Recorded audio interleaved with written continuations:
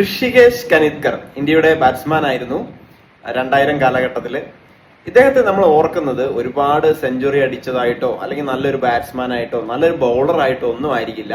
മറിച്ച് ധാക്കയിൽ ബംഗ്ലാദേശിൽ നടന്ന ഇൻഡിപെൻഡൻസ് സിൽവർ ജൂബിലി കപ്പ് ഉണ്ടായിരുന്നു. അപ്പൊ ആ ഒരു സിൽവർ ജൂബിലി കപ്പില് ഫൈനലില് പാകിസ്ഥാനോട് 3 റൺസ് വേണമായിരുന്നു, 2 ബോൾ മാത്രമേ ഉള്ളായിരുന്നു. ആ കളി ഞാൻ ഇപ്പോഴും കണ്ടതായിട്ട് ഓർക്കുന്നു. അദ്ദേഹം ഒരു 4 അടിച്ച് ഇന്ത്യയെ ജയിപ്പിക്കുകയുണ്ടായി, അതും പാകിസ്ഥാനോടാണ്.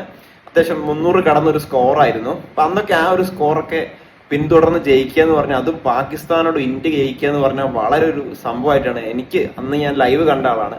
അപ്പൊ ആ ഒരു ഫീലിംഗ് ആണ് അദ്ദേഹത്തെ കുറിച്ച് തോന്നിയത്. പിന്നെ ഫസ്റ്റ് ക്ലാസ്സിലാണെങ്കിൽ അദ്ദേഹത്തിന് 48 ആവറേജ് ഒക്കെ ഉണ്ട്. അതായത് നമ്മുടെ ടെസ്റ്റിൽ തന്നെ, ടെസ്റ്റിൽ ഇന്റർനാഷണൽ ലെവലിൽ നോക്കുകയാണെങ്കിൽ അദ്ദേഹത്തിന്റെ സ്കോർ മാക്സിമം 45 മാത്രമായിരുന്നു. വൺ ഡേയിലാണെങ്കിൽ അദ്ദേഹത്തിന് ഒരു 57 ഉണ്ട്. അത് കൊച്ചിയിൽ നടന്ന മത്സരമാണ്. 40 വയസ്സ് വരെ അദ്ദേഹം കളിച്ചു. ഇപ്പോൾ അദ്ദേഹത്തിന് 50 വയസ്സുണ്ട്. അപ്പൊ അദ്ദേഹത്തിന്റെ വിശേഷമാണ് ഇന്നത്തെ വീഡിയോയിൽ പറഞ്ഞത്. Thank you for watching.